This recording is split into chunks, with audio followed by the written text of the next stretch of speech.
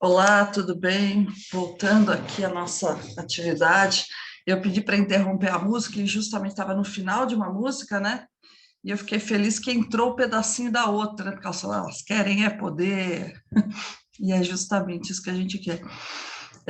E às vezes também, né? Voltando um pouco com o nosso diálogo aí, nosso debate na, na última parte, né? Muitas vezes a gente é criticada também quando fala que quer poder, né? Porque o poder também é muito mal visto, né? Ah, vocês querem poder, né? Como se isso fosse uma ambição e uma arrogância, né? Mas poder é também poder fazer, né? Como é que a gente vai mudar a realidade se a gente não poder ter acesso àquilo que realmente muda a realidade?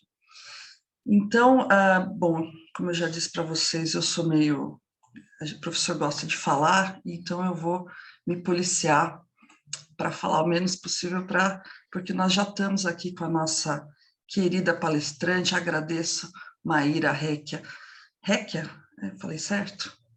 Que nos atendeu nesse sábado, e vou apresentar, assim, de forma geral. A Mayra Réquia é advogada, graduada em Direito pela PUC Campinas, atualmente é presidente do Observatório Eleitoral da OAB São Paulo e diretora para Relações Institucionais da IASP, que eu acho que é Instituto dos Advogados de São Paulo, imagino. Foi coordenadora geral do Observatório de Candidaturas Femininas da OAB São Paulo, secretária-geral da Comissão de Direito Eleitoral da OAB São Paulo, ambos no triênio 2019-2021. É membro da CAOEST, a Conferência Americana de Organismos Eleitorais Subnacionais por la Transparência Eleitoral, agora que eu percebi que é espanhol, e membro da Comissão Feminista da ABRAT, Associação Brasileira de Advogados Trabalhistas. Também é fundadora da Rede Amparo para Mulheres, denominada Pra Elas, integrante da Rede Feminista de Juristas, Defende, da Associação Brasileira de Mulheres em Carreiras Jurídicas e das Advogadas no Brasil, do Advogados do Brasil. Também foi diretora jurídica da Câmara Municipal de Jaguariúna, conselheira do Conselho Municipal de Direitos da Mulher de Itapira e presidenta da Comissão da Mulher Advogada da 95ª subseção da OAB no triênio 2016-2018. É uma advogada especialista em direito eleitoral, palestrante e autora de diversos artigos sobre violência política de gênero. Então, é um perfil aí totalmente adequado e muito rico para nós explorarmos aqui no nosso curso, que vai tratar diversos aspectos da questão da participação política das mulheres e dos instrumentos que elas têm a seu dispor para potencializar essa participação. Mayra, muito obrigada mesmo por ter atendido o nosso convite. A palavra é sua. Bom dia a todas. Arlete, eu que agradeço assim, imensamente o convite. Por favor, externe aí a Maria Luísa também meu agradecimento. Deixar um abraço aqui para minha colega que me antecedeu, a Karina Vitral. E assim, nada me empolga mais nessa vida, e assim, eu que me sinto muito lisonjeada do que falar de política para mulheres num sábado de manhã. Porque eu realmente, eu costumo terminar as minhas reflexões aqui, que eu acho que aqui é uma reflexão, é uma troca de conhecimento que a gente vai fazer, falando uma frase da Michelle Bachelet, que fala: quando uma mulher entra na política, muda a mulher, quando muitas entram, muda a política. Eu costumo terminar assim, mas a sua introdução foi tão inspiradora que eu falei, eu vou começar já com essa frase, porque eu acho que é disso que se trata, né? A gente tem que perder o pudor, de fato, de disputar poder. A gente paga a conta que nem os homens e a gente está muito pouco representado nas esferas de poder político desse país, né? E o que eu quero trazer aqui nessa reflexão é como que a gente rompe essas barreiras que ainda são estruturalmente machistas e racistas, e como que a gente pode utilizar o direito a nosso favor para que aí essas esferas, tanto no poder executivo quanto no poder legislativo, ela seja mais diversa, mais plural e, portanto, mais democrática. Eu queria compartilhar aqui, gente, uma apresentação. Eu continuo na tela falando com vocês, né? Se eu compartilhar. Deixa eu ver se eu consigo. Sim, se você não... Peraí, deixa eu ver, eu acho que eu tenho que alterar alguma coisa aqui. Pronto, agora você consegue. Essa daqui, vamos ver se vai. Vocês estão me vendo? Estão vendo aí? Bom, quando a gente vai falar de política para mulheres, né, mulheres na política, enfim, eu acho que é muito importante que a gente tenha acesso a alguns dados. É por isso que eu gosto sempre de colocar na tela, estampar aqui o tamanho da discrepância que hoje a gente tem no Brasil, quando a gente vai medir a participação feminina no parlamento e o que a gente tem de legislação com relação a isso. Eu gosto sempre, deixa eu ver aqui se eu consigo mudar, eu gosto sempre de começar para a gente fazer um cotejo histórico da legislação, da evolução legislativa para a inserção de mulheres na política. Costumo sempre datar, porque a nossa primeira participação na política, de fato, ela vem com a conquista do voto, em 1932, né? Não tem 100 anos que a gente adquiriu o direito de votar, de escolher nossos representantes, nossas representantes, só que naquela época o voto ainda não era universal e obrigatório para todas as mulheres. Apenas uma camada da sociedade é que adquiriu esse direito de exercer a cidadania, que eram as mulheres que tinham autorização de seus maridos, as solteiras com renda ou as viúvas. O voto universal obrigatório só vem em 1946. E de lá para cá, pouquíssima coisa mudou, quando a gente vai falar da inserção dessas mulheres nesses espaços de poder, tanto no ambiente partidário, no ambiente intrapartidário, quanto também no ambiente de poder político dos órgãos executivos e legislativos. A Constituição de 88 trouxe aí pela primeira vez, né, essa questão da igualdade entre homens e mulheres, né, da igualdade de direitos, de obrigações, de deveres, mas a gente sabe que essa igualdade no recorte eleitoral ainda é uma grande falácia. E não por acaso, os legisladores começaram a tentar incluir ferramentas de inserção das mulheres nesses espaços de poder. Hoje a gente fala muito das cotas de candidaturas, né? Mas a primeira menção dessas cotas nasce em 1995. Era uma primeira menção com um recorte ali de 20% de mulheres que tinham que compor as listas partidárias para os partidos conseguirem registrar todas as candidaturas. Isso muda em 97, aumenta-se de 20% para 30%, mas vejam como é curioso, porque ao longo dessa nossa conversa vão ter vários momentos que eu vou falar de uma aquisição de direito, mas um retrocesso em seguida. Porque quem aplica a legislação e quem tem que cumprir, quem tem que aplicar a legislação, ainda estamos num ambiente que, tanto no judiciário quanto nas esferas intrapartidárias, são, em sua esmagadora maioria, compostas por homens. Então, muitas vezes, a interpretação da legislação, ela vem também numa maneira para ficar mantido o status quo. Por que eu digo isso? Porque em 97, embora nós já tivéssemos a menção de 30% de cotas de candidaturas, e aqui as cotas, gente, me desculpem até se eu estiver falando óbvio, mas as cotas, elas dizem respeito só ao direito das mulheres serem candidatas, num mínimo legal. Em 97, o que a lei previa? Previa que os partidos políticos deveriam reservar, a letra da lei era isso, 30%, no mínimo 30% para um determinado sexo. E o que os partidos faziam? Olha, a palavra reservar não obrigatoriamente quer dizer que eu tenha que preencher essa listagem com mulheres. Então, de 97 a 2009, nós travamos uma grande discussão jurídica que depois se entendeu, né, que os partidos de fato só precisariam reservar e não preencher, para ter uma alteração legislativa em 2009, obrigando os partidos a não só reservar as cotas, mas também preencher, porque de nada adianta você ter uma cota mínima de 30% para lançar mulheres candidatas se você não preenche essas cotas de candidaturas, né? Não adianta, é aquela lei que a gente fala que não pega, aquela letra morta da lei, porque se você só tem que reservar e não tem que preencher, desculpa, você não vai fazer a devida inserção das mulheres nesses espaços de poder, na tentativa de construção desses espaços de poder. Então, em 2009, pela primeira vez, começa a obrigatoriedade dos partidos políticos terem que, na sua listagem, separar no mínimo 30% de vagas para um determinado sexo, isso depois alterou para gênero, mas veja, não fala que é para as mulheres. A letra fria da lei, ela não fala de maneira alguma que essa reserva é para as mulheres, mas a gente sabe que são as mulheres que acabam ocupando essa cota de gênero dentro das candidaturas. Então, em 2009, isso se torna obrigatório. A gente teve algumas inserções jurisprudenciais, uns precedentes importantes, numa quebra em 2018, com relação a repasse de fundo e visibilidade na propaganda eleitoral gratuita, que eu vou tratar em seguida, mas no aspecto legislativo nós não tivemos nenhuma alteração de 2009 até 2021, quando a gente começa aí pela primeira vez ter uma legislação específica para a violência política de gênero. O Brasil vem, isso depois eu vou tratar de maneira mais pormenorizada cada item, mas o Brasil, para vocês terem uma ideia, foi um dos últimos países da América Latina a ter uma legislação específica com relação à violência política de gênero, ficando atrás de países como a Bolívia, como o Peru, que já tinham já há bastante tempo. A gente teve também, no ano passado, a emenda constitucional 111, que tratava, então, e que trata, né, com relação à contagem em dobro dos votos dados a mulheres e a pessoas negras para a Câmara dos Deputados, para fins de distribuição nos próximos anos dos recursos do fundo eleitoral, e depois eu vou tratar disso também.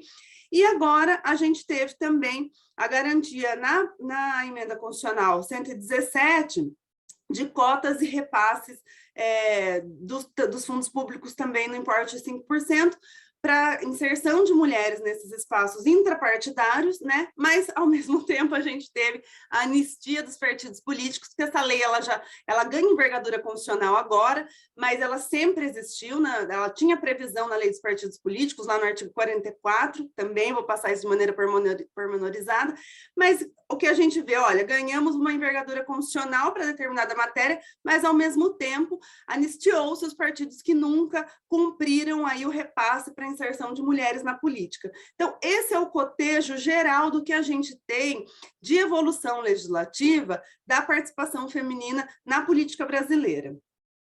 Quando a gente vai falar de cotas de candidaturas, vou começar a controlar meu horário aqui. Quando a gente vai falar de cotas de candidaturas, é muito importante que a gente saiba qual que é a sistemática que vigora no Brasil com relação ao nosso sistema político. Bom, nós temos aí, primeiro lugar, está em último, mas é em primeiro lugar, as listagens são abertas, a gente sabe, então, no Brasil, em quem a gente está escolhendo para votar. Todo mundo vai lá no dia da eleição com a sua colinha, já sabe quem vai votar para a presidência da República, nesse caso das eleições gerais, né? Para os governos estaduais, deputados, deputadas, enfim, senadores e senadoras. Só que, e aí a gente vai lá e coloca o voto. Tem outros países, né, que a gente acaba travando muito a discussão, por isso que eu gosto de falar um pouco da listagem aberta, que os eleitores sabem exatamente de quem vão votar, porque tem outros países que justamente tem maior inserção de gênero nas listagens fechadas. Por quê? Obrigatoriamente, os eleitores votam num determinado partido, esse partido já tem internamente, dentro das suas convenções, uma lista que coloca um homem e uma mulher, ou então 2 homens e uma mulher, e obrigatoriamente você consegue uma inserção nesses poderes legislativos de, no mínimo, 30% de mulheres. Então, uma discussão que a gente pode começar a travar, que não está vigorando no Brasil, mas que já vem sendo discutido no meio acadêmico e tanto nos congressos, enfim, é de, eventualmente, na questão da maior inserção de mulheres, a gente começar a pensar também em listagens fechadas para além da reserva de cadeiras, mas essa é uma discussão teórica. No Brasil, hoje, a gente tem a sistemática do voto aberto, então todo mundo sabe quem vai votar. E aí a gente tem 2 esquemas de votação. Um esquema que é o majoritário, que as candidaturas mais votadas, elas são eleitas, então isso a gente tem presidência da República, governos estaduais, prefeituras e Senado, né? Então quem tem mais votos acaba sendo eleito, e a gente tem o voto proporcional, que é justamente onde incide as cotas de candidaturas que tem previsão lá da Lei 9.504 de 97. Nesse esquema de voto proporcional, que a gente está falando das Assembleias Legislativas Estaduais, da Câmara dos Deputados, aliás, a gente precisa mudar o nome, né? Deve ser chamado Câmara Federal, não Câmara dos Deputados, porque as mulheres também estão lá. E nas câmaras municipais, a gente tem essa questão dos votos proporcionais, que é exatamente aí que incide a regra das cotas de candidaturas, tá? Que os partidos têm que apresentar a listagem com um mínimo de 30% de mulheres. Então, o que a gente tem hoje que garante a candidatura feminina? a previsão no artigo 10, parágrafo 3º da Lei 9.504 de 97, que fala que os partidos deverão, na hora do registro das candidaturas, reservar no mínimo 30% e o máximo de 70% para cada gênero. Embora a lei aí ela seja a de 97, mas ela foi alterada pela de 2009, o que a gente percebe de lá para cá, quando começou aí se tratar da obrigatoriedade? Em primeiro lugar, como eu já disse, que essa reserva não é direcionada para as mulheres. A letra fria da lei, ela não trata que essa cota é para as mulheres, mas sim somos nós que acabamos cumprindo a cota para conseguir sair candidatas. Em segundo lugar, o que a gente percebe ao longo dessa legislação é que o que era para ser ponto de partida, o mínimo legal, que são os 30%, acabou sendo ponto de chegada, acabou sendo teto. Por quê? Os partidos políticos acabam preenchendo esse percentual de 30%, muitas vezes com o uso de candidaturas fictícias, candidaturas laranja, que nós vamos falar também, e acabam ali. Não fazem a devida inserção ou o devido investimento de candidaturas femininas para se aumentar esse percentual. Nós tivemos, nas duas últimas eleições, de 2018 e 2020, um pequeno incremento por uma razão bastante óbvia, que é quando foi obrigatório o repasse dos fundos públicos para as mulheres, né? E aí depois eu vou tratar disso também com mais especificidade. Mas o que a gente vê, de um modo geral, é que os partidos políticos cumprem essa tabela de 30% e não inserem mais mulheres, ou então não dão o devido investimento para que essas mulheres consigam aí um maior desempenho na corrida eleitoral. Para além da Lei 9.504 de 97, que garante o direito das mulheres serem candidatas num percentual mínimo nas listas partidárias, a gente tem também a Lei dos Partidos Políticos. E é aqui que o negócio muitas vezes pega e que os partidos acabam não cumprindo com a obrigação legal. O artigo 44 da Lei 9.096 de 95 já dizia que os recursos oriundos do fundo partidário, que a gente tem visto aí na mídia, que está no patamar de bilhões, né? Eu acho que o fundão está de 4 a 5 bilhões de reais para ser dividido por os partidos políticos, deveriam ser, cada partido segurar 5% desse total recebido e fazer programas de inserção, manutenção, promoção, difusão de mulheres na política. Porque, veja, não adianta só a gente chegar a 6 meses antes da eleição e começar a afiliar mulheres, que o prazo fatal para disputar uma eleição são 6 meses antes da data do pleito, filiar mulheres loucamente dentro dos partidos políticos para que elas possam só cumprir a cota e saírem candidatas se elas sequer estão imersas dentro dos programas intrapartidários, se elas sequer estão participando das mesas de tomada de decisão nos partidos políticos, se elas sequer estão acompanhando as discussões internas. Então, a obrigatoriedade desse repasse dos 5% era justamente para inserir as mulheres nesse campo interno, né? Muitas vezes, inclusive, eu atendo mulheres que falam: doutora, eu não sei se eu fui chamada agora de fato, porque eu sou uma liderança na minha comunidade, uma liderança por onde eu transito, ou se o partido está me chamando porque precisa cumprir a cota de candidatura. Isso é algo que muitas mulheres têm uma série de dúvidas, né? Então, porque, de fato, elas são laçadas aí às vésperas do prazo fatal de filiação. E muitas depois são abandonadas na corrida eleitoral, enfim. Então, só para deixar bem claro, assim, não sei se todo mundo sabe como que funciona os fundos públicos. A gente tem hoje, quando caiu o financiamento, bom, primeiro, vamos lá, deixa eu tentar ser mais didática. A gente tem possibilidades de financiamento de campanha. Possibilidades que hoje elas podem vir pelas vaquinhas virtuais, a partir de amanhã a gente já pode começar a fazer a arrecadação coletiva, inclusive para as pré-candidaturas. E lá atrás a gente tinha também financiamento empresarial. Então, pessoas jurídicas poderiam justamente financiar algumas campanhas. Isso cai em determinado momento, tá? A legislação entende, enfim, os legisladores entendem que isso acabava trazendo uma série de outras questões. Cai o financiamento privado pelas empresas, pelas pessoas jurídicas, fica só pelas pessoas físicas, E aí, para tentar democratizar também a existência de todos os partidos políticos, surge tanto o fundo partidário quanto o fundo especial de financiamento de campanha. São basicamente dois fundos que a gente tem hoje, fundos públicos para a questão do recorte eleitoral.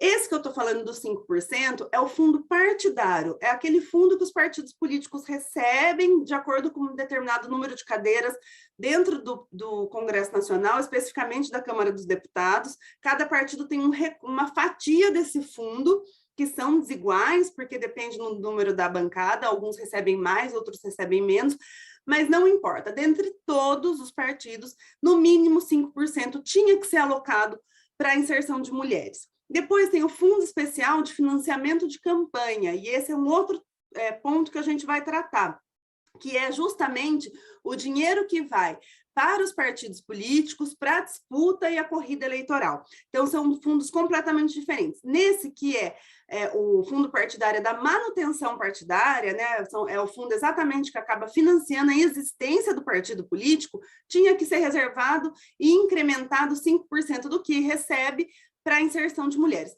O que eu já vi muitas vezes, partidos políticos contratarem secretárias mulheres para ficar atendendo o telefone e justificar isso nas contas anuais, que o fato de se pagar mulheres profissionais era possível a utilização do fundo partidário nos moldes do artigo 44, inciso 5. Acontecia que o tribunal, muitas vezes, acabava aprovando as contas anuais, mas com ressalvas, né, com relação a verba de mulheres, então fazer ressalvas, olha, se continuar dessa maneira, não pode aplicar o fundo dessa forma, porque é para inserção de mulheres na política, não necessariamente para as candidaturas, mas para inserção nos ambientes intrapartidários, as contas serão reprovadas, enfim. Até a emenda 117, que anistiou por completo quem não fez a devida aplicação até agora, a gente já teve 2 legislações de natureza infraconstitucional que também anistiaram os partidos políticos. Por isso que eu falo, a gente tem sempre um avanço, mas um pouco de retrocesso, porque tudo bem, nós ganhamos agora que o artigo 44 venha para o artigo 17, o artigo 44 da Lei 9.096 de 95, que é a Lei dos Partidos, venha para a Constituição, né, ganhe uma envergadura constitucional, ou seja, mais difícil de ser modificado, mas, ao mesmo tempo, a gente teve aí de brinde a anistia esses partidos que nunca fomentaram, de fato, a inserção de mulheres com uma alocação dessa verba que era devida, né, para a gente conseguir aí maior pluralidade e maior conhecimento já dentro das esferas intrapartidárias.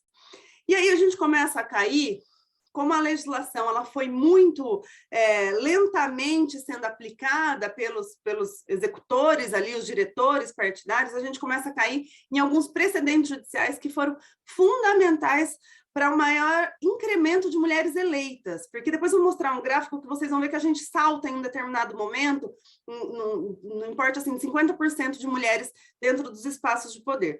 Então, até 2018, o que a gente tinha? De 2009 a 2018, a gente tinha a garantia apenas de 30% de candidaturas, e não tínhamos o mais importante, que é os pilares fundamentais na corrida eleitoral. E eu sempre falo que os pilares fundamentais, não conheço nenhuma pessoa que tenha se consagrado eleita sem a utilização de algum financiamento de campanha, né? Então de algum investimento, ou então de visibilidade. O que a gente tinha, portanto, até 2018 era, olha, vocês podem ser candidatas, mas investimentos nessas candidaturas, infelizmente, a gente não pode garantir. A partir de 2018, com julgamento de 2 ações importantíssimas, que foi uma ação direta de inconstitucionalidade perante o Supremo Tribunal Federal e uma consulta perante o Tribunal Superior Eleitoral, o que os tribunais decidiram? Olha, não basta que as mulheres tenham apenas a garantia de serem candidatas. É necessário que no mesmo percentual de candidaturas, ou seja, no mesmo percentual de registro de candidaturas de mulheres, os partidos aloquem de financiamento de campanha e de aparição na propaganda de rádio e TV. Então, hipoteticamente, o partido ele registrava no mínimo 30% de candidaturas femininas, ele tinha que destinar do Fundo Especial de Financiamento de Campanha, que é o fundo que vem para as eleições, 30% do fundo para essas candidaturas e tinha que garantir também 30% de aparição na propaganda eleitoral gratuita, que é aquela propaganda de rádio e TV. Qual que é a primeira questão que a gente enfrenta com relação a isso, embora seja muito benéfica essa extensão, né? De fato, garante aí maior condição dessas mulheres conseguirem se consagrar eleitas, né? Porque se você não tem a visibilidade ao investimento, é muito difícil você superar a barreira, o que garante maior desempenho na corrida eleitoral. A questão é que, embora a gente tenha 30% de repasse dos fundos especiais de financiamento de campanha, os partidos eles têm o que a gente chama de independência e autonomia partidária. Ou seja, tá bom, então aqui eu tenho uma lista de 30% de mulheres candidatas, mas eu não preciso dividir igualmente, que é uma dúvida que surge muito nas eleições, se as candidatas vão receber igualmente cada fatia do Fundo Especial de Financiamento de Campanha. Não, os partidos não têm essa obrigação. O que a gente vê muitas vezes, em nome da independência e da autonomia partidária, são os dirigentes partidários elegerem 2 ou 3 candidaturas femininas, que eles entendem como mais competitivas, e investir o bolo do Fundo Especial de Financiamento de Campanha nessas candidaturas.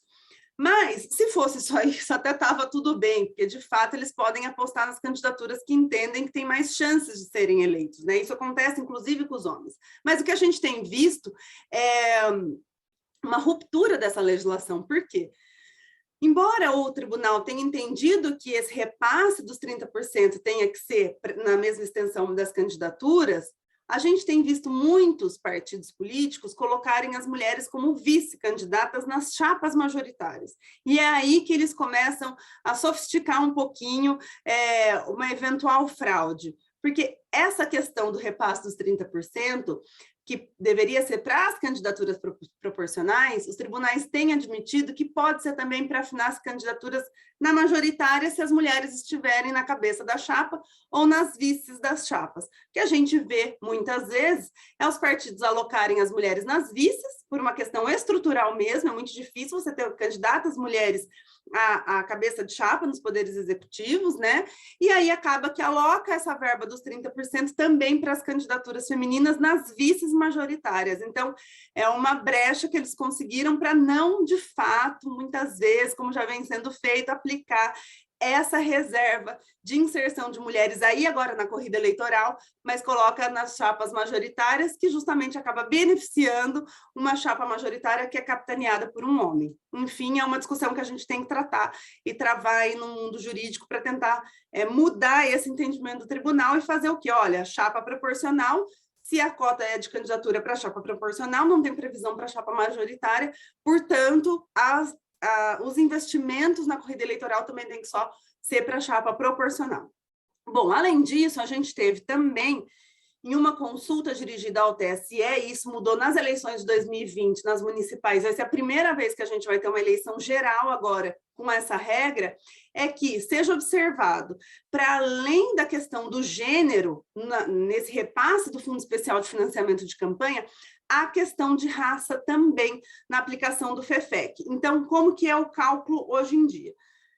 Você primeiro você pega o valor do FEFEC, cada partido recebe um tanto, você vai pegar o valor desse FEFEC, do Fundo Especial de Financiamento de Campanha, primeiro você faz a divisão por gênero, a proporção de 30%, 35%, 40%, quantos o partido registrar de candidaturas de mulheres, é que vai ter o repasse primeiro do FEFEC nessa proporção. Em seguida, você faz o cálculo por raça. Então, dentre as candidaturas femininas, quanto por cento de candidaturas de mulheres negras e também nas candidaturas masculinas, para que a gente tente, sim, fazer maior inserção ou maior investimento desses grupos que são tidos como minoritários, mas que, na realidade, são a maior parte da população. Nós somos minoria nos espaços de poder, mas na população, as mulheres negras, inclusive, são a maior parte da população brasileira, e são as que menos estão representadas, né? Então, a gente tem, inclusive, uma dívida histórica com essa população que precisa ser saudada. E aí, a gente precisa, depois, no final, começar a discutir também reserva de cadeiras, porque de fato, nesse ritmo que nós estamos, eu acho que vai demorar uns 200 anos, acho que até tem um estudo da ONU que fala que demorarão 200 anos para a gente ter alguma paridade dentro desses espaços de poder, se nós não tivermos um golpe até lá, né? Se a gente ainda continuar fazendo eleições. Bom, para além disso, 2020 foi um ano muito promissor quando a gente fala dessa inserção desses grupos tidos como minoritários, porque a gente teve também uma resposta a uma consulta dirigida ao TSE que funciona como mera recomendação, né? As consultas, quando ela não tem a previsão legal sobre qual ela se debruça, como é o caso agora da questão dos partidos políticos, ela funciona só como mera recomendação.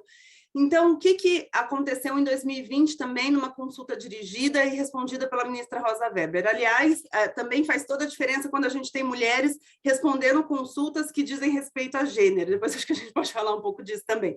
Fala o seguinte, que nos partidos políticos, essa outra consulta da qual eu estou falando agora, a gente precisa também observar nas disputas intrapartidárias, então aquelas disputas para as diretorias, para as executivas dos partidos, também aplicar a regra das cotas de candidaturas, porque de nada adianta a gente correr aí em partidos que são estruturalmente formados por homens, né, e depois, como eu já dito, chamar as mulheres para a corrida eleitoral, sendo que muitas nem querem participar da corrida eleitoral, muitas mulheres querem só participar da vida intrapartidária, de fato. Então, para a gente começar também a fazer essa inclusão dentro das diretorias partidárias, que também é outro local de subrepresentatividade feminina. Então, vem essa consulta dirigida com forma de recomendação aos partidos políticos de também reservar no mínimo 30%, fazer reserva de gênero de no mínimo 30% para as mulheres nessas disputas intrapartidárias. E, por fim, outra ferramenta que foi fundamental para tentar se coibir o uso de candidaturas fictícias, candidaturas laranja, foi a possibilidade da declaração de ciência das mulheres, que os partidos estavam registrando aquelas candidaturas, né, que elas estavam de acordo, que elas de fato queriam ser candidatas, porque em 2016, desculpa, gente, nós tivemos 15 mil votos, 15 mil mulheres que não votaram nelas próprias. Foram 15 mil candidaturas registradas nas eleições municipais de 2016, que nem elas votaram nelas mesmas. Para vocês terem uma ideia, partidos pegavam foto de perfil de Facebook para colocar na urna eletrônica, para colocar no drive que ia depois para o registro para a urna eletrônica. Então, esse número cai de 15 mil mulheres que não votaram nelas próprias em 2016 para 4.500 mulheres em 2020, aproximadamente, mas mesmo assim ainda é um número gritante quando a gente vai pensar que são pelo menos 4 mil candidatas fictícias, né, fantasmas aí, que não participaram da corrida eleitoral, e aí eu falo que os partidos se sofisticaram um pouquinho, porque eles acabaram iludindo algumas outras mulheres e abandonando elas completamente. Para além disso, a gente teve uma outra... E olha, veja como a legislação eleitoral, até brinco, quando eu estava dando uma entrevista, e eu falei, olha, toda eleição a gente tem que se preparar para uma alteração legislativa. Eu nunca participei de uma eleição que não teve uma mini reforma eleitoral, uma alteração que seja. Então, em 2020, nas eleições municipais, a gente teve também a ausência completa das figuras das coligações proporcionais. E isso foi importante para a maior inserção de mulheres na corrida, justamente porque quando você tinha a figura da coligação, que a gente só tem hoje para a majoritária, né, para os cargos de prefeito, governador, presidência da República, se você diminui isso, não tem então coligação para os cargos proporcionais do legislativo, o que você faz? Os partidos eles têm que obrigatoriamente ali investir nas candidaturas femininas, porque senão eles não conseguem alcançar dentro do partido político o quociente eleitoral para fazerem pelo menos uma cadeira. Quando você tem a coligação, você tem a mesma reserva dos 30%, mas você tem mais homens concorrendo, eles acabam investindo mais nessas candidaturas, deixando uma outra mulher ali no gatilho por conta do repasse, né? Mas você não tem tanto investimento nas candidaturas femininas como cada partido tendo que fazer a sua cadeira na corrida eleitoral. Então, essa ausência de coligações proporcionais nas eleições de 2020 foi muito bem-vinda, mas o que a gente tem agora, nas eleições gerais, já surgiu a figura das federações. Então, é uma forma ali de driblar um pouco a ausência de coligações proporcionais, mas os partidos federados atuam como se fosse uma grande coligação, enfim, aí a gente acaba Vamos ver como que vai se comportar nessas eleições, mas eu acho que a gente acaba retrocedendo de novo um pouquinho com relação à inserção a investimento de mulheres nessa corrida eleitoral. Bom, e aí aqui que eu quero que vocês vejam como que essas ferramentas elas foram fundamentais quando você dá condição para as mulheres na corrida eleitoral, como que essas ferramentas são fundamentais, de fato, para a gente consagrar mulheres eleitas. Veja que até 2014 a gente só tinha, quando a gente vai falar das deputadas, a gente só tinha a questão da reserva de candidaturas. Isso estava ali no importe de 10%. Quando você coloca, como foi colocado em 2018, repasse do Fundo Especial de Financiamento de Campanha e aparição na propaganda eleitoral gratuita na mesma porcentagem dos registros dessas candidaturas, a gente salta de 10% de mulheres eleitas na Câmara dos Deputados para 15%, é um aumento de 50% de mulheres, porque, basicamente, a gente deu condição que essas mulheres tenham mais chances na corrida eleitoral. Não dá para um ambiente que sempre foi dominado por homens, depois tem um retratinho aqui de qual que é o nosso perfil do Congresso Brasileiro, que essas mulheres tenham a mesma condição na disputa eleitoral se elas não tiverem investimento nas suas candidaturas e visibilidade. Então, isso são requisitos básicos numa corrida eleitoral. Se você não tem investimento, se você não tem a garantia da visibilidade, desculpa, nós vamos continuar saindo de pontos muito atrás das candidaturas masculinas. Por quê? Não é só a corrida eleitoral que é desigual. Os ambientes públicos ainda são predominantemente marcados por homens. Então, a gente está falando de cotas de candidaturas, mas quando você faz o recorte dos secretariados, de um modo geral, né, de governo, de prefeituras e dos ministérios, esse ministério, então, nem diga, mas a gente vê uma figura muito específica que são os homens dominando esses espaços de poder público, né? As mulheres ainda não estão a contento nesses espaços de poder público, que dirá nos espaços de poder eleitoral, da corrida eleitoral. Então, é fundamental, na verdade, que a gente tenha financiamento de campanha adequado e que a gente tenha também visibilidade. A mesma coisa aconteceu com relação às vereadoras. A gente tinha, em 2016, que ainda não tinha a obrigatoriedade do repasse de fundo e de visibilidade da propaganda de rádio e TV, um percentual de 13% aproximadamente. Quando a gente vai para 2020, isso salta para 16%, ou seja, a gente também teve um incremento em virtude dos dois pilares básicos, financiamento e aparição. Quando eu vou depois tratar de tópico a tópico, né, de qual poder a gente está falando, eu gosto sempre de antes a gente fazer uma brincadeira de quem que é a mulher no Brasil. Bom, nós já somos a maior parte da população brasileira, para a gente comparar com o próximo dado. Nós já somos a maior parte do eleitorado brasileiro, eu costumo dizer que nós, mulheres, elegemos quem nós quisermos, né? Basta a gente combinar direitinho que a gente elege quem a gente quiser. Esse dado das filiações partidárias, eu acho que agora alterou, depois eu preciso mudar nesses slides, mas se eu não me engano, nós já estamos em 46% por conta das novas filiações para essa eleição.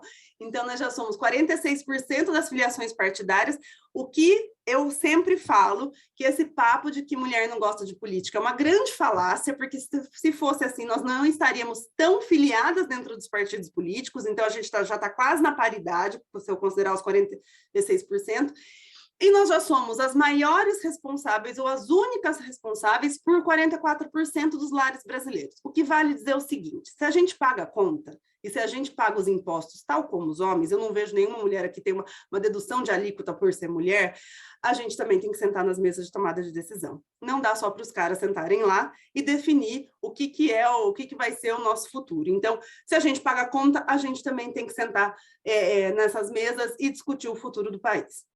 Só que veja qual que é a nossa diferença. Aqui é como nós estamos quantitativamente nesses cenários. E aqui é o que a gente, de fato, ocupa no Poder Legislativo. Então, o que eu quero frisar muito é que nós estamos no nosso melhor cenário de representatividade feminina. No nosso melhor cenário de representatividade feminina, dentro desses espaços de poder, é exatamente esse o retrato. Nós somos 15% da Câmara dos Deputados, nós somos 15,2% das Assembleias Legislativas, embora o Senado não tenha cota de candidatura, isso se mantém, e aí eu tenho um fator que eu acho que é um fator de corte, que é a violência política de gênero, é um teto também sobre o qual a gente precisa transpor, né? Porque embora a gente não tenha a obrigatoriedade de cotas de candidaturas no Senado, mas o percentual ele quase que se equivale, então nós somos 14,8% do Senado brasileiro, e nós somos 16% das câmaras municipais, né? Mas, embora esse número de 16 seja maior que os demais, depois vocês vão ver que tem muitas cidades brasileiras, porque isso é uma média, não tem nenhuma mulher. No executivo, a gente está um pouquinho pior. Nós somos 13% das prefeituras e 3,84% dos governos estaduais, que vale dizer que nós temos apenas uma governadora. Em todo o Brasil, a gente só tem uma governadora mulher. Quando a gente fala do panorama municipal, né, que em tese 16% é o maior índice de mulheres eleitas dentro do poder legislativo, o cenário não é tão benéfico assim ou tão promissor assim, porque nós, das 5.568 cidades brasileiras, nós temos 900 cidades sem absolutamente nenhuma vereadora, nós temos 1.800 cidades com apenas uma vereadora, e aí a gente acaba vendo o que nós temos acompanhado pelos noticiários, vereadoras sendo interrompidas, vereadoras sendo agredidas, vereadoras sendo ameaçadas, vereadoras sendo caladas, como foi inclusive o caso, acho que já parecido, de Goiânia, que a vereadora, além de ser silenciada, ainda sofreu uma violência institucional do Ministério Público, que tirou o papel dela de vítima e colocou o papel dela como investigada, como se ela tivesse quebrado o decoro parlamentar. Então, veja que é um ato de resistência, de resiliência, se permanecer na política. E a gente só tem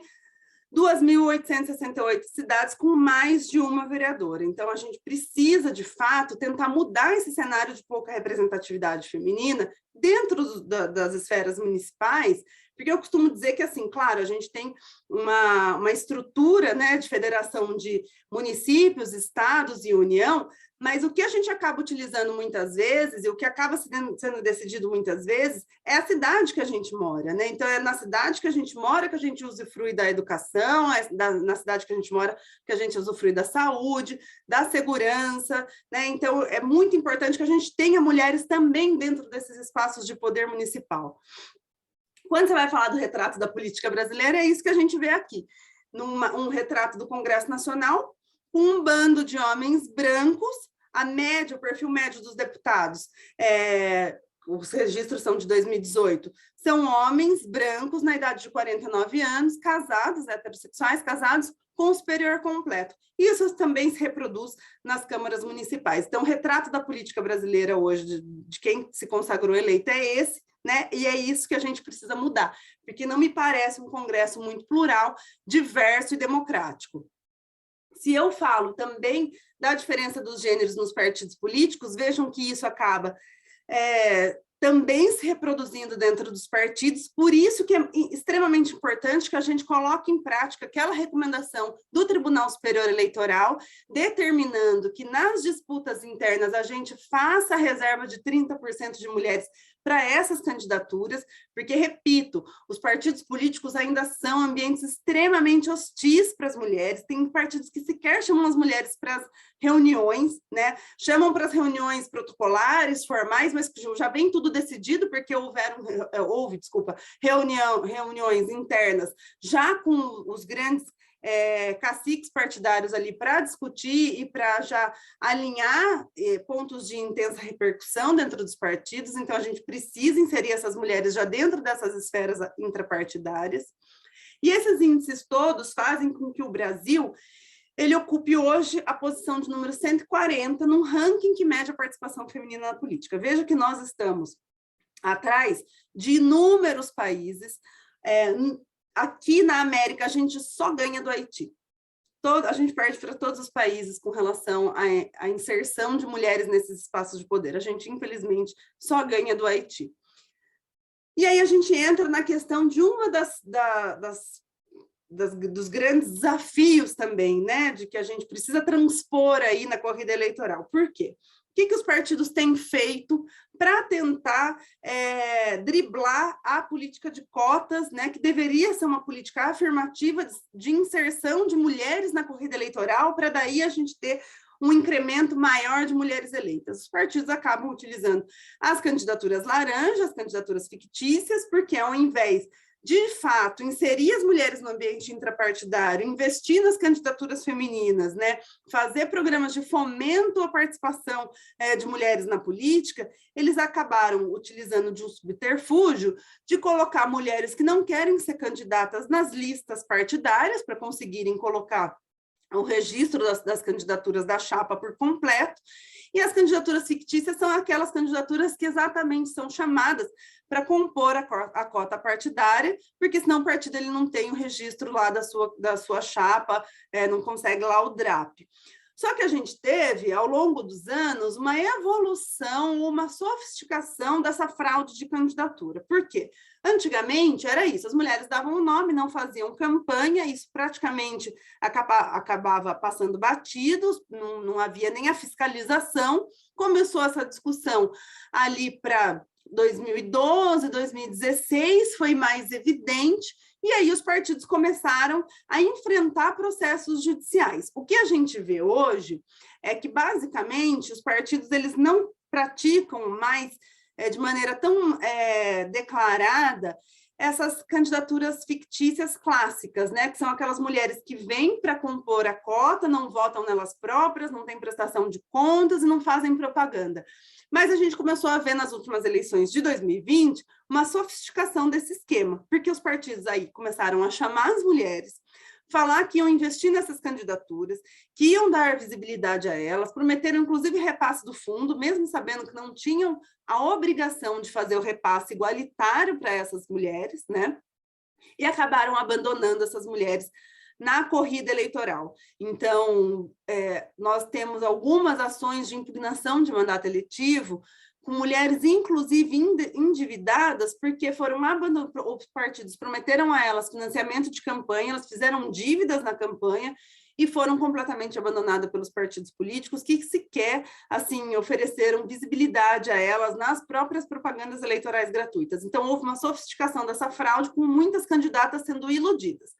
Qual que é o grande perigo das candidaturas fictícias, das candidaturas laranja? Segundo a jurisprudência, né, segundo o tribunal, os tribunais regionais eleitorais e o Tribunal Superior Eleitoral, todo mundo tem que compor o polo passivo que a gente fala. Então, todo mundo, se houver o uso de uma candidatura laranja em uma determinada chapa, todo mundo que compõe aquela chapa tem que responder na justiça, inclusive as mulheres. Eu sempre costumo dizer que é um outro ponto que o direito precisa se debruçar, e nós, enquanto advogados e advogadas, temos a responsabilidade de mudar a jurisprudência. Porque, veja, se as cotas de candidaturas, elas são ferramentas de tentativa de inserção de mulheres, né, nessa corrida eleitoral que já é desigual, elas não são as beneficiárias pela fraude, elas não são as beneficiadas, desculpa, pela fraude. Os beneficiados são os homens. Por quê? Se você tem uma questão de uma proporção que você tem que registrar, você tem um máximo que você pode registrar, você não tem um mínimo. Então, veja, se você não acha mulheres que querem concorrer, ou se o partido não fez a devida inserção dentro do ambiente político partidário, não necessariamente você precisa ficar incluindo mulheres, você tira os homens. Você tira os homens até que haja a devida proporção nos termos da lei. O que os partidos fazem é que não retiram os homens, começam a incluir mulheres que eles sabem que serão candidaturas laranja ou candidaturas fictícias, né? A gente tem tentado mudar esse nome de candidaturas laranja, usar mais o nome de candidaturas fantasmas, de candidaturas fictícias, mas essas mulheres, elas não são as que se beneficiam dessa fraude, elas são a cota, portanto, elas não poderiam estar como réis nos processos de ação de investigação judicial eleitoral e de ação de impugnação de mandato eletivo. Contudo, o que o tribunal entende hoje em dia é que, sim, todo mundo da chapa registrada tem que responder processos com relação ao uso da fraude de gênero. Aí eu já falei um pouquinho, a gente tem 2 ações, então vejam, até se vocês quiserem denunciar algum tipo de uso de candidatura laranja, a gente tem 2 ações que podem ser manejadas. Uma que é a ação de investigação judicial eleitoral, que ela tem previsão no artigo 22 da Lei Complementar 6490, e a outra... E aí, qualquer partido, enfim, isso daqui depois eu posso até disponibilizar para vocês, senão não vai ter tempo de eu falar tudo, esses slides depois. E a outra é a ação de impugnação de mandato eletivo, que ela tem previsão na Constituição Federal. Quem que pode demandar, né? Então, quem que pode processar, enfim, acabar investigando e demandando contra os partidos que praticarem a fraude? Candidatos ou candidatas, partidos, coligações ou Ministério Público. Agora, se a pessoa não quiser aparecer, mas sabe que está tendo uso de uma fraude de gênero, pode diretamente levar ao conhecimento do Ministério Público da cidade ou da Procuradoria Regional Eleitoral do Estado de São Paulo. Aliás, a Procuradoria Regional do Estado de São Paulo tem feito um trabalho fantástico com relação à violência política de gênero. A gente deve até, a OAB, né, em parceria com a Procuradoria, lançar um acordo de cooperação, que ainda está em construção, para recebimento de canais de denúncia, tá, de violência política. E a OAB também tem, junto com o Ministério Público, em virtude já de um acordo de cooperação das eleições de 2020, um e-mail que recebe denúncias de candidaturas fictícias. Então, chama denúncias.candidatas@obsp.org.br. Porque, mesmo que você não queira aparecer, mas tenha conhecimento do uso de uma candidatura laranja, do uso de uma candidatura fictícia, ou se sentiu vítima dessa situação, porque foi enganada ao longo da corrida eleitoral, pode procurar qualquer um desses órgãos para denunciar e para que esse partido ou esses dirigentes partidários também sejam responsabilizados. Qual que é a grande outra dinâmica que a gente tem que enfrentar? Bom, quando existe o uso das candidaturas fictícias, e aí a gente viu que todo mundo entra no polo passivo da ação, pode acontecer das pessoas que estão lá no polo passivo da ação, como réus, investigados, investigadas, já tenham se consagrado eleitos. Por quê? Eleitos. Porque justamente o período da eleição é um período curto, no ano que vem aqueles que foram eleitos e eleitas já tomam a posse e o processo ele dura mais do que esse período entre eleição e posse. Muito que bem. O que a gente tem visto atualmente nos precedentes judiciais, e é outro ponto que eu falo, a gente tem um avanço, mas também tem um retrocesso. Em Valença, que foi o primeiro caso de candidaturas fictícias julgadas pelo Tribunal Superior Eleitoral, se firmou o seguinte entendimento. Tá bom, então nós vamos começar agora a punir as candidaturas fictícias, né, o uso das candidaturas fictícias, como forma também de fazer com que os partidos não usem essa fraude para as eleições. E aí, o que aconteceu? Qual foi o entendimento do tribunal depois de intensos debates, de votos divergentes, de todo tipo aí de conclusão? Formou-se maioria para quê? Uma vez comprovado o uso de candidaturas fictícias ou de candidaturas laranjas, né, que as pessoas que tivessem sido, inclusive, eleitas naquelas chapas perderiam o mandato.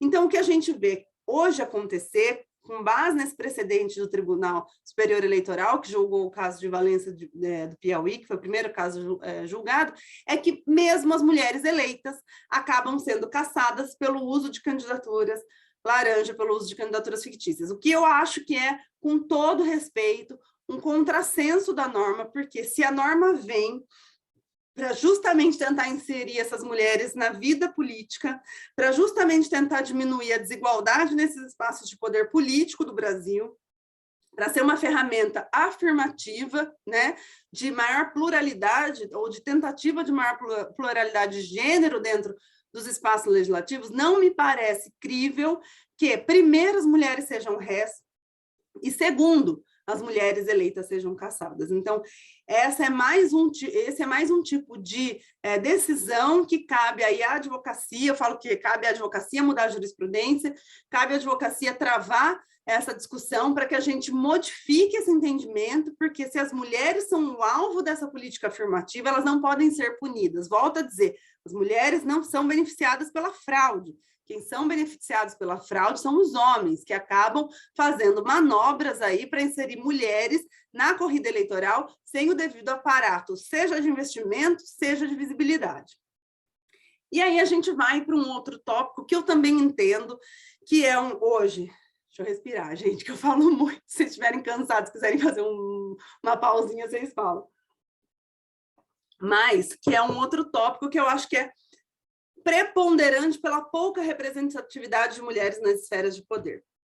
Como eu disse no início, a gente tem, pela primeira vez, uma lei que versa sobre violência política de gênero.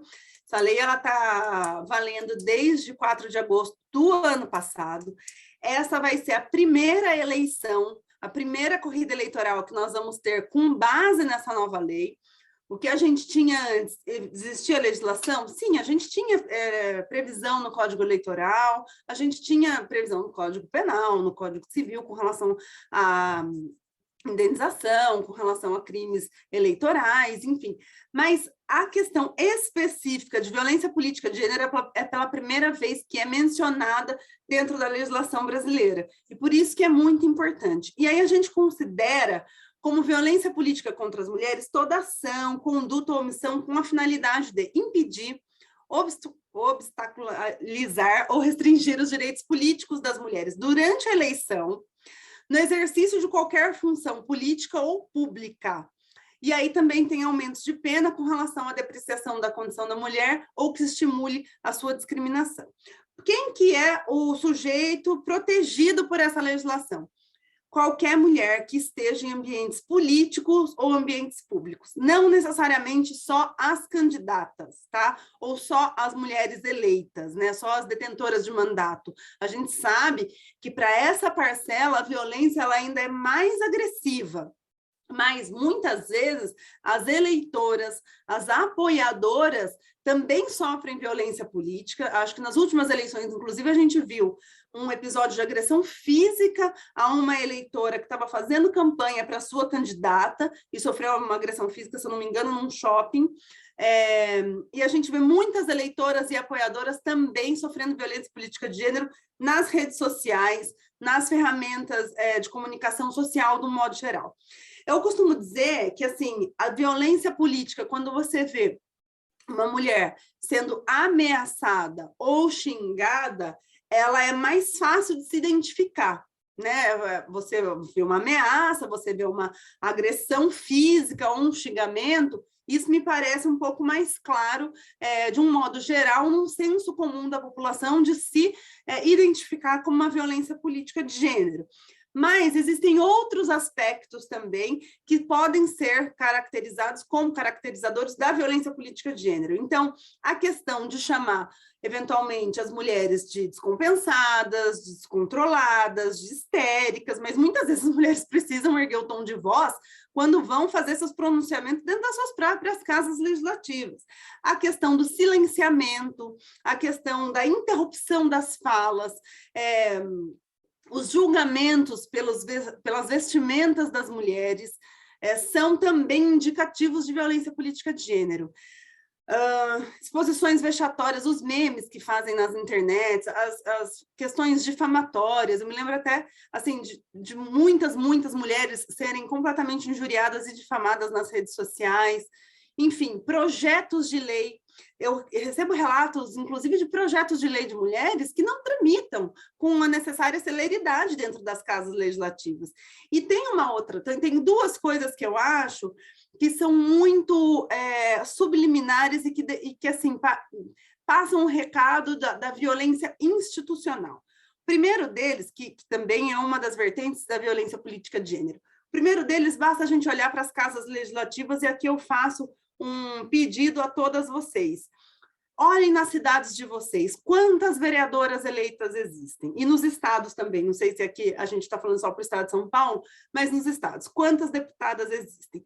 Depois olhem na formação das mesas diretoras dessas casas legislativas, na função de presidente, vice-presidente, secretário, geralmente é presidente, vice-presidente e 2 secretários ou secretárias na mesa diretora. A mesa diretora das casas é quem define o funcionamento da casa e quem tem mais poder dentro das casas legislativas. Quantas mulheres nós temos nas presidências das câmaras? Quantas mulheres nós temos nas mesas diretoras? E quando a gente sobe um pouquinho mais, vai para o Congresso Nacional, quantas mulheres nós temos nas comissões temáticas importantes das casas legislativas?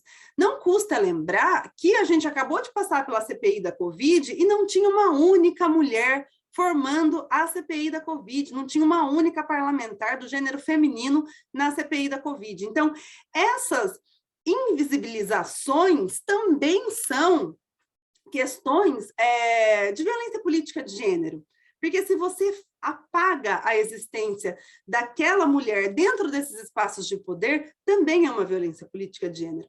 E eu gosto muito, muito de citar como uma violência subliminar, uma violência política de gênero subliminar, que eu não sei se vocês sabem, a questão do banheiro do Senado. A gente tem uma primeira senadora eleita desde a primeira foi eleita em 1979, se eu não me engano, e a gente só teve um banheiro feminino no plenário do Senado em 2016.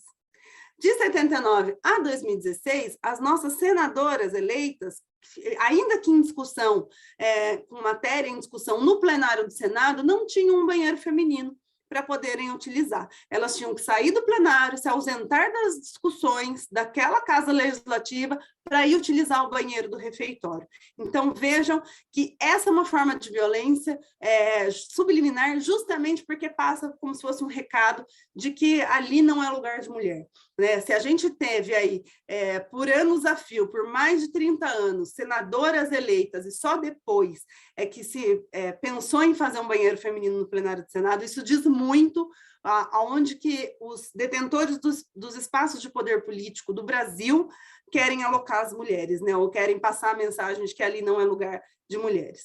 Bom, eu peço desculpas pelas fotos, mas esses são alguns dos exemplos de violência política de gênero, de modo a dizer para vocês que assim não existe, de fato, uma predileção para uma determinada vertente ideológica, basta ser mulher na política, que as mulheres acabam, assim, invariavelmente sofrendo algum episódio de violência política de gênero. Aliás, eu sempre falo assim, eu sou uma grande entusiasta da inserção de mulheres nesses espaços de poder, mas eu gosto sempre de falar, olha, vamos todas permanecer juntas, porque assim, a sobrevivência dentro desses espaços também é muito difícil. É difícil a corrida eleitoral, é difícil você se consagrar eleita e é difícil você permanecer eleita, porque os ataques são diversos, as violências são diversas e por isso tão importante essa legislação que tenta coibir a violência política de gênero.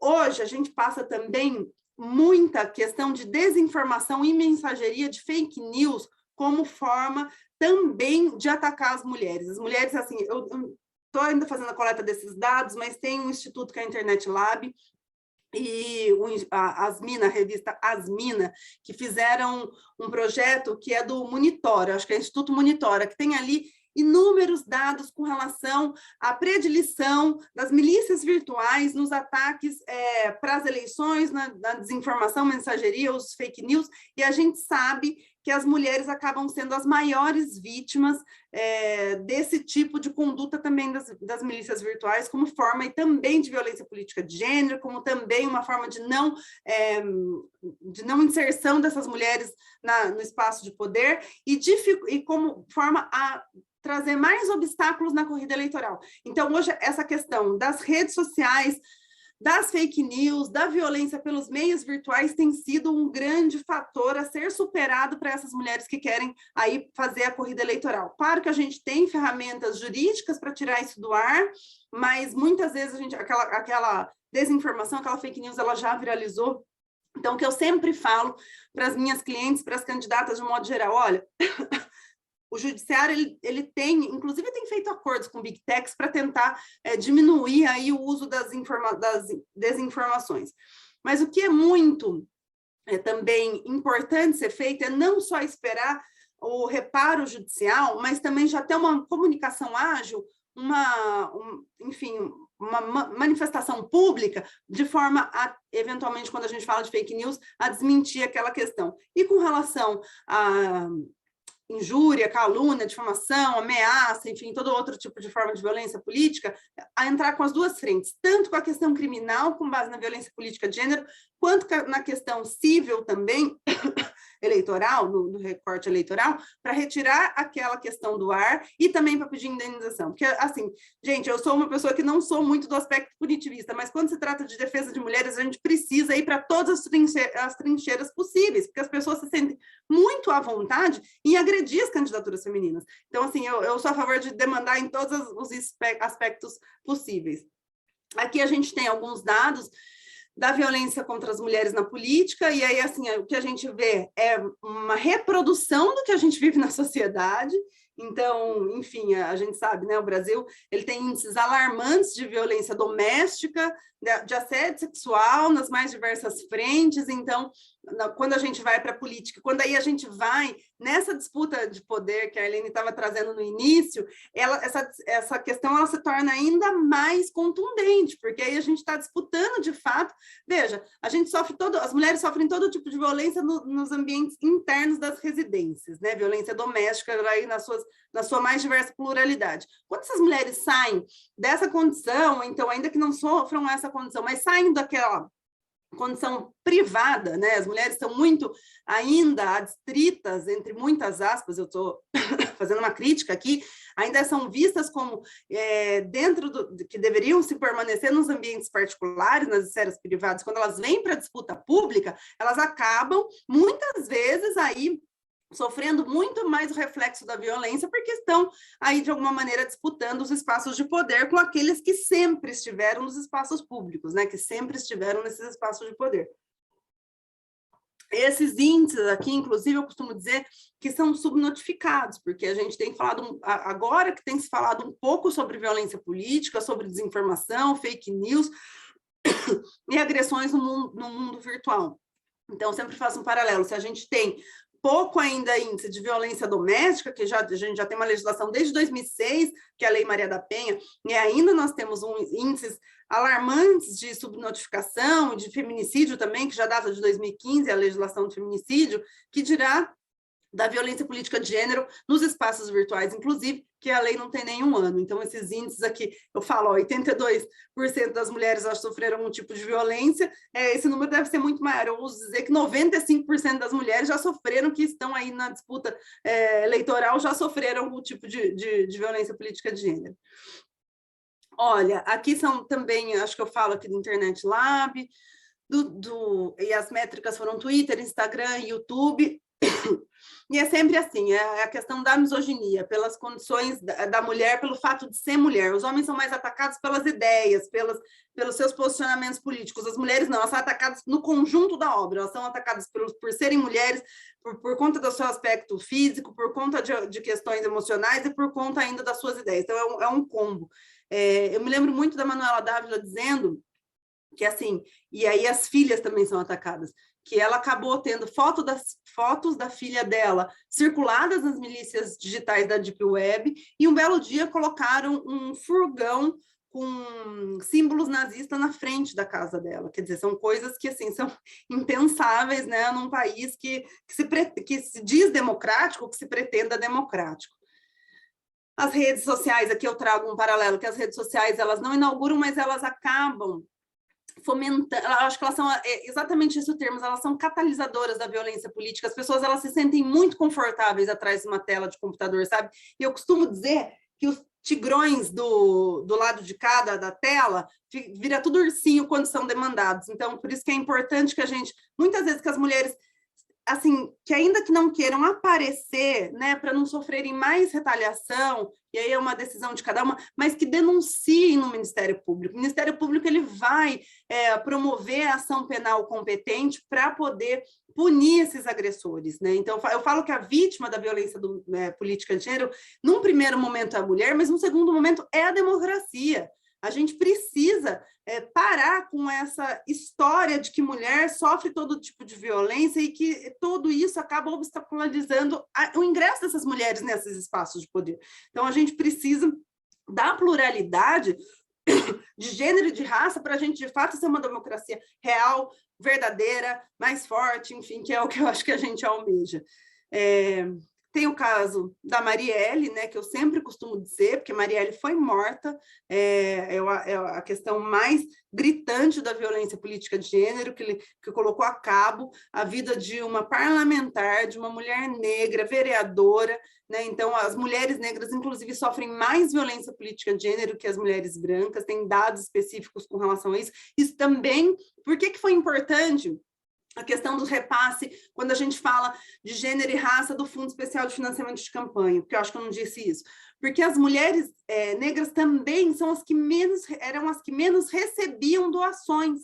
Então, para os financiamentos das campanhas, quando não tinha essa obrigação do FEFEC, elas que menos do proporcional do FEFEC, elas que recebiam, as mulheres brancas recebiam, o repasse do Fundo Especial de Financiamento de Campanha, receberam em 2018, receberiam também em maior número em 2020. Por isso que foi importante essa alteração de gênero e de raça, para que as candidaturas raciais também recebessem, porque os homens negros também recebiam menos que os homens brancos. Então, não só recebiam, né, e ainda recebem menos investimentos, porque se a gente for fazer não só o recorte do Fundo Especial de Financiamento de Campanha, mas aqueles recebimentos particulares que são permitidos nos termos da lei, cada um pode doar até 10% do que declarou de imposto de renda do ano anterior, essas doações também, essas candidaturas acabam recebendo menos, então por isso que foi importante. Recebem menos, mas sofrem mais violência política de gênero. O que vale dizer que a política brasileira, os espaços de poder político no Brasil são estruturalmente machistas e racistas ainda, e é isso que a gente precisa mudar. Os desafios da mulher na política, é o que eu estou falando, o machismo estrutural como mecanismo de poder. Aqui eu trouxe algumas emendas que, assim, eu já precisei entrar com um pedido de desfiliação de uma mulher que estava sendo achincalhada dentro do partido político. Detalhe, era a mulher mais votada da cidade, ela quebrou paradigmas históricos de votação, uma pessoa super querida no interior do estado de São Paulo, mulher mais votada, ela só queria sair candidata à presidência da Casa Legislativa, ela só queria isso. O presidente do partido político falou que ela não ia sair candidata à presidência da casa, né, lá na mesa diretora. Ela falou, não, mas é o meu direito, eu quero concorrer, ainda que eu perca, eu quero tentar ser a primeira presidente mulher dessa casa legislativa. O presidente estadual do partido veio e ameaçou expulsá-la do partido se ela colocasse a candidatura a presidente na mesa. Veja, a mulher mais votada na história da cidade, foi a primeira, dos 10 eleitos, ela foi a primeira com 3.500 votos, o segundo tinha 1.700 votos, assim, ela precisava quase o dobro para alcançá-la, mais que o dobro para alcançá-la. E aí o deputado da região, veja, presidente municipal homem, presidente estadual homem e o deputado da região homem, acabou indo para as rádios da cidade xingar essa pessoa, a vereadora pessoalmente, e mesmo assim a gente teve que entrar com uma ação de justificação de mudança de partido político, com base na grave perseguição política e pessoal. E aí o tribunal, detalhe, por 4-3 também, foi super dividido, mas autorizou a desfiliação dessa vereadora por conta de justa causa, grave perseguição política e pessoal.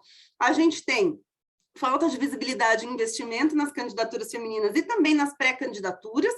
Eu me lembro, assim, da saudosa professora Lisete, que me deu a honra também de ser a advogada dela, que a TV Cultura tinha feito aí, na época da pré-campanha, a gente não tem ainda aqueles ditames de obrigação de quem você chama para as entrevistas, né? Você só não pode ter o abuso do poder político, o abuso do poder econômico, o uso indevido dos meios de comunicação social, mas aí os jornais, enfim, as emissoras de TV não são tão engessados como na época da campanha, que você tem que chamar a todos. E nas eleições de 2018, a professora Lisete concorreu ao estado de São Paulo, a TV Cultura chamou 4 pré-candidatos com base numa pesquisa. E a professora Lisete estava empatada com o último colocado, mas a TV Cultura entendeu que ela não tinha necessidade de ser chamada. Enfim, a pouca visibilidade nesse caso também acabou sendo uma forma de violência, porque embora ela estivesse empatada com o 4º candidato e o pré-candidato, e o 4º pré-candidato tenha sido chamado, numa sabatina aí só de homens, ela não foi chamada. Nesse caso, a gente entrou com um pedido de exibição também, né, de entrevista com ela, sabatina com ela, mas o tribunal entendeu que não tinha regramento, fechou os olhos para a questão de gênero e falou que não tinha regramento e, portanto, não precisaria ser chamada de fato. E o banheiro do Senado, que eu já contei para vocês. Para além das questões brasileiras, a gente tem a Convenção Internacional sobre a eliminação de todas as formas de discriminação contra a mulher, isso eu uso muito nas ações, quando a gente vai tratar da questão do gênero, né? Porque é uma convenção da qual o Brasil é signatário, então vale aqui para o nosso país, que a gente tem que assegurar o pleno desenvolvimento e progresso da mulher, com o objetivo de garantir o exercício igual dos direitos humanos e liberdades fundamentais em igualdade de condições com o homem, e que medidas especiais de caráter temporários destinadas a acelerar a igualdade de fato não se considerará discriminação, porque tem gente que ainda fala, né, que é uma discriminação, as mulheres terem cotas de candidaturas. Aliás, a gente tem parlamentares mulheres querendo tirar a obrigatoriedade das cotas. Se eu não me engano, existe um projeto da Renata Abreu, falando para a gente voltar a uns anos atrás, naquela ideia lá que a gente só precisava reservar e não preencher as listagens com candidaturas femininas, quer dizer, é um retrocesso, se passar é um retrocesso absoluto, e a manutenção de normas de desigualdade cessarão quando os objetivos de igualdade de oportunidade houverem sido alcançados, que, como a gente já viu, pode ser que demore muito, muito, muito tempo, porque, de fato, não me parece que os detentores de poder político desse país estão muito voltados para a questão de paridade. Por isso que eu sou uma grande defensora. Como a gente tem ainda pouca possibilidade de discutir listas fechadas, e a gente vai ter que também discutir uma reforma partidária, da reserva de cadeiras, sabe? Já passou da hora do Brasil discutir reserva de cadeiras, a gente precisa de projetos, e aí o Ministério Público tem um anteprojeto de lei que trata aí com a inserção de vários setores da sociedade civil. A OAB é uma que também acaba apoiando esse projeto, mas tem inúmeros movimentos de inserção de mulheres, né, no aspecto político, que falam o seguinte: olha, temos que reservar 50% das cadeiras, porque tem um projeto já tramitando no Congresso Nacional que fala da reserva de cadeiras, mas começa em percentuais muito baixos, então a gente teria 18% numa eleição, 22% em outra, e por aí vai. E aí, assim, como eu realmente não sou, eu sou um pouco cética, porque a cada eleição a gente muda, não me parece que a gente vai ter a garantia de fato de ter reservas de cadeiras sendo aumentada nesses patamares ao longo dos processos eleitorais. Então, eu sou uma defensora do anteprojeto de lei do Ministério Público, dessa iniciativa do Ministério Público, da doutora Vera Taberti, que é uma colega querida, uma grande defensora de mulheres na política, que fala o seguinte: olha, a gente já é a maior parte da população, já estamos aí sentados no banco de reservas há bastante tempo, então é a hora da gente sentar também com paridade e igualdade de condições com os homens eleitos. Portanto, vamos reservar 50% das cadeiras para as mulheres, dessas 25% para as mulheres negras. Então a gente começa uma questão aí de inserção de gênero e de raça. Claro que a gente precisa aprimorar isso, é um anteprojeto, porque a gente não pode esquecer das mulheres indígenas, das mulheres com deficiência, então a gente tem que aí ampliar esse leque de inserção, de real diversidade e pluralidade dentro dos espaços de poder. Mas eu, de fato, sou uma grande defensora da reserva de cadeiras, porque não vejo, ao longo dessa atuação, como a gente pode avançar de maneira rápida. Claro que a gente vem avançando, mas de maneira muito tímida, né? E sempre com alguns subterfúgios para tentar minar a participação de mulheres. Eu gosto muito dessa declaração de Atenas sobre mulher e poder, que as mulheres representam mais da metade da população global e a democracia requer paridade na representação e administração das nações, porque a subrepresentação das mulheres nos níveis de decisão impedem que sejam tidos em conta, em sua totalidade, os interesses e necessidades da população em seu conjunto. Falo que no recorte eleitoral a participação feminina tem que ser encarada como direito fundamental, por isso a defesa das políticas Mayra, de cotas. Desculpa, só que eu estou com uma dó de te interromper, mas nós estamos chegando a 12h20, eu não sei se você quer... Acabou, ó, acabei. Tá bom, é só esse, porque gente. Eu acho que as pessoas talvez queiram te fazer perguntas, e você tem tantas informações assim importantes. É claro que a gente vai retomar esse assunto na aula, porque a gente tem esse sistema agora, porque a gente às vezes dá uma aula super importante e muitas questões restam, né, para a gente discutir. Então, a gente faz o intervalo para na outra semana retomar. Olha, mas a gente acha que gostaria de fazer algumas perguntas. Diga. Gente, era isso. Era só para finalizar que a gente precisa encarar a participação feminina na política como direito fundamental. Eu queria que eu vi agora aqui no chat que a queridíssima Divazito, advogada de escola, amiga querida, está aqui. Nossa, é uma honra tê-la aqui comigo. Então, Diva, receba meu beijo, meu abraço, minha admiração. Você sabe que eu sou sua fã número 1. É isso, gente. Muito obrigada. Um beijão para você também. E muito obrigada pelos seus ensinamentos, como sempre. Então, eu vou aproveitar e já passar a palavra para a Diva, que estava justamente me pedindo para dar um informe, que eu achei super importante. Então, Diva, por favor, já faça o informe para pegar uma boa audiência aí. Muito obrigada, Arlene, por essa oportunidade. Muito obrigada por esse maravilhoso curso que nós estamos podendo vivenciar, e isso eu tenho certeza que vai fortalecer muito as nossas lutas. Eu gostaria de vou fazer um breve convite para que as colegas que aqui estão, se puderem, que adentrem na página, no canal YouTube do Movimento da Mulher Negra Brasileira e conheçam o nosso Projeto Represente. O Projeto Represente é um braço do nosso movimento que, nos anos de eleição, ele é apresentado objetivando fortalecer as candidaturas femininas negras, e não deixamos os homens de lado, mas o fortalecimento é nesse sentido. Então, nós promovemos encontros, nas últimas eleições foram semanais, aonde trazemos profissionais ligados às questões eleitorais para trazer esclarecimento, fortalecer essas pré-candidaturas que se tornam futuramente candidaturas e também fazer uma interlocução entre os eleitores e as possíveis candidatas. Isso porque a nossa representatividade é muito exígua, muito insignificante face ao nosso potencial. Então, diante disso, esse nosso projeto, no dia 26/5, será feito o lançamento do projeto Represente, na Associação Aristocrata Clube, que é parceira do movimento nessa ação, que fica na Avenida Piaçanguaba, número 3049, Planalto Paulista.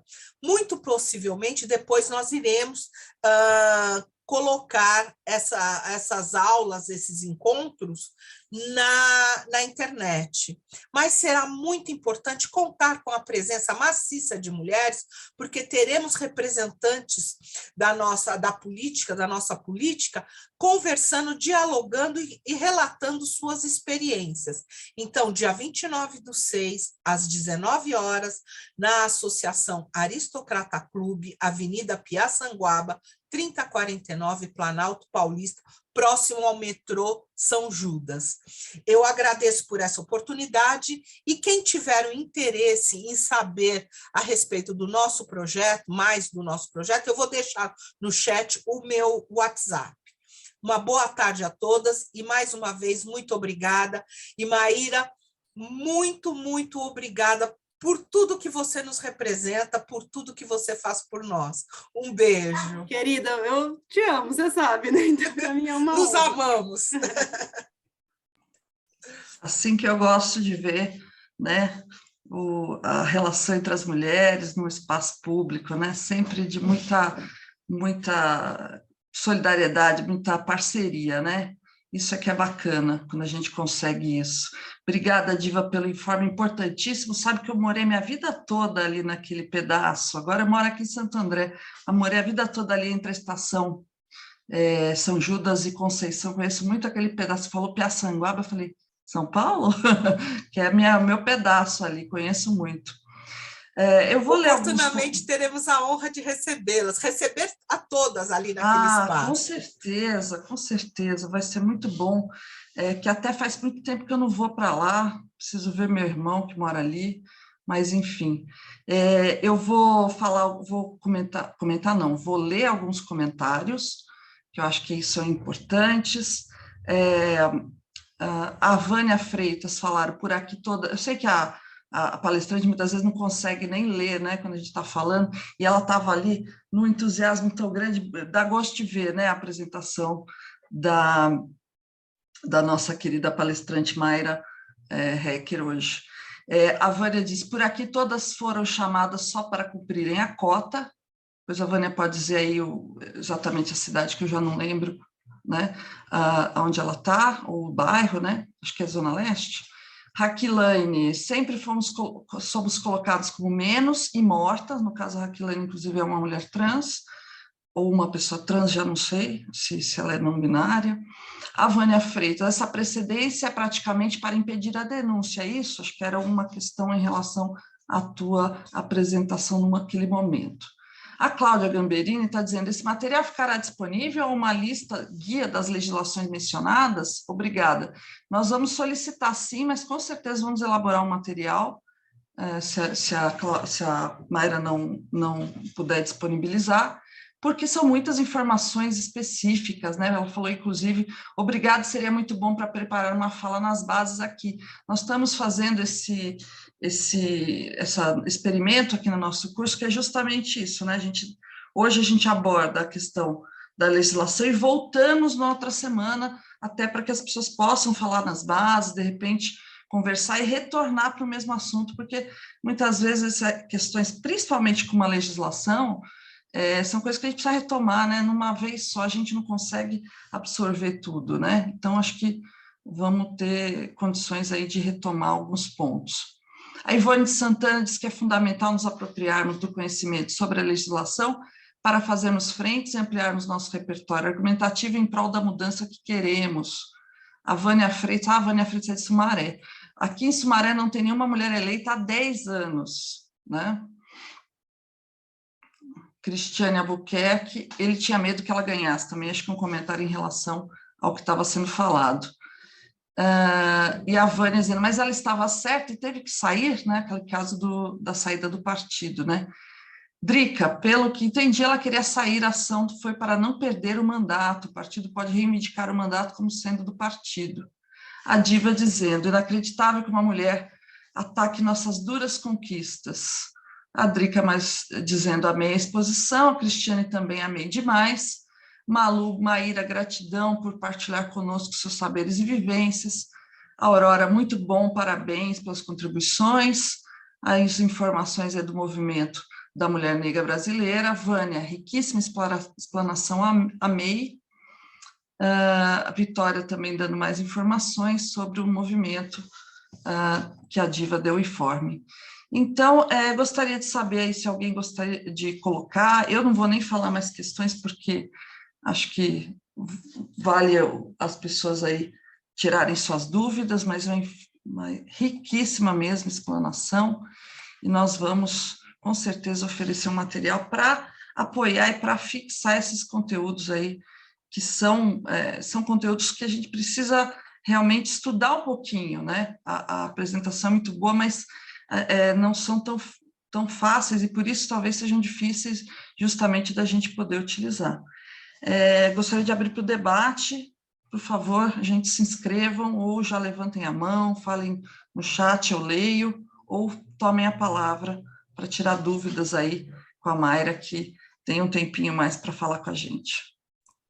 Eu queria antes deixar um beijo para a Drica, que a Drica é uma super querida, entusiasta, parceira dessa inserção de mulheres também, e está nesse anteprojeto de lei, participou muito dessa questão do anteprojeto de lei, que eu estava falando de reserva de cadeiras. Então, Drica, uma alegria te ver aqui também. Nosso curso também brilha pelas participantes. Nós temos participantes, assim, muito engajadas, e que nós queremos... por isso que a gente, na verdade, está querendo um conteúdo mais aprofundado, porque elas sabem muito também. Mas a ideia é ir além, né? Pessoal, ficou tudo claro? Ninguém quer fazer um comentário? Uma questão? Opa, desativei o microfone antes de terminar de falar. Arlene, eu posso depois também te mandar o material, e aí se surgirem algumas dúvidas, assim, aqui está meu Instagram, mas eu posso, no meu slide, acho que está meu e-mail, então as pessoas podem também me abordar, viu? Fiquem super à vontade. Então, a Mayra aí também se colocando à disposição aí de vocês, e pode mandar para a gente, aliás, a gente lembra você de enviar para a gente, claro que é o nosso interesse, e a gente tem um site que a gente coloca todo o conteúdo, até para que as pessoas, nossa vontade é, inclusive, transformar isso num EAD, né, que as pessoas possam cursar e fazer atividades, e, eventualmente, continuar, digamos, mobilizando esses conteúdos que a gente pôde ter aqui no nosso curso, que a gente fez um ano passado também, mas mais voltado para gênero e poder local. Nós tivemos aqui a professora Salete, parabéns pela exposição, futuramente aprofundar o tema da legislação, realmente é um tema que exige. A Diva, agradeço a todos pela oportunidade de participar desse maravilhoso curso, mais uma vez manifesto um agradecimento da maravilhosa Mayra Reck pela generosidade em dividir seus saberes. A Camila Gaspar, excelente aula, sempre necessário trazer pontuações legais para o debate, que muitas vezes ficam perdidos no momento das imposições práticas. Precisarei sair, obrigada pela aula de hoje. Eu sou, Mayra, eu entrei nessa vida de movimento feminista pela Promotoras Legais Populares, né? Que nós sabemos muito bem, a gente aprende lá, que o direito acaba sendo uma esfera, né, enfim, uma área encastelada, né? Então, tudo que envolve a legislação justamente é feita para elitizar. E quando a gente fala em elitizar, a gente está falando de homens brancos ricos, né? E muitas vezes mais velhos também, da questão da geração e tal. Então, a gente sabe que a legislação é algo realmente que é limitado a poucos, né? E é muito bom saber que uma mulher como você está aí nos facilitando esses conteúdos e está fazendo esse trabalho. A Cristiane também achei maravilhosa a aula. Bom, eu estou vendo que as pessoas ficaram encantadas e paralisadas pelo seu conhecimento, Mayra, porque ninguém manifestou, só comentários elogiosos, mas ninguém veio com uma dúvida específica.